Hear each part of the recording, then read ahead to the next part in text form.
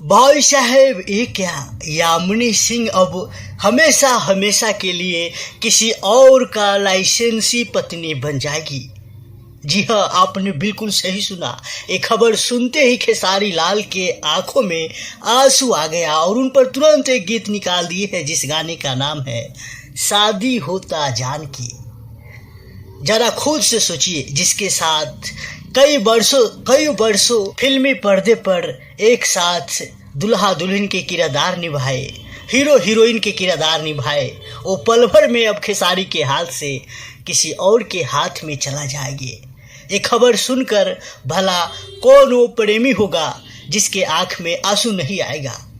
ठीक उसी तरह खेसारी लाल के आंख में एक खबर सुन के ही आंख में आंसू आ गया और उन्होंने तुरंत यामिनी सिंह पे एक गाना निकाला, उनके ऊपर एक गाना फरमाया। जिस तरह से फिल्म कोई अभिनेता अभिनेत्री के ऊपर फिल्माया जाता है, ठीक उसी तरह से खेसारी लाल यामिनी सिंह पे एक गाना फिल्माया जिस गाने का नाम है शादी होता जानकी। और ये गाने का आज टीजर भी आ गया है और कल यानी 12 तारीख को फुल सॉन्ग भी आ जाएगा। लेकिन खेसारी के कई ऐसे फैंस हैं जिनका दिल टूट गया है, क्योंकि यामिनी सिंह और खेसारी की जोड़ी फिल्मी पर्दे पर हो चाहे एल्बम सॉन्ग हो, हिट जोड़ी माना जाता था।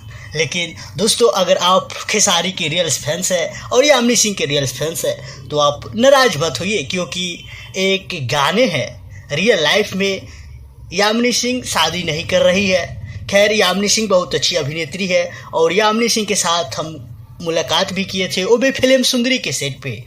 यामिनी जी के साथ मेरा मुलाकात भी हुआ है और बहुत अच्छे से यामिनी जी एक अच्छी अभिनेत्री है। लेकिन यामिनी जी के ऊपर एक गाना फिल्माया गया है, जिस तरह से फिल्म फिल्माया जाता है ठीक उसी तरह से एक गाना यामिनी जी पर फिल्माया गया है जिस गाने का नाम है शादी होता जानकी।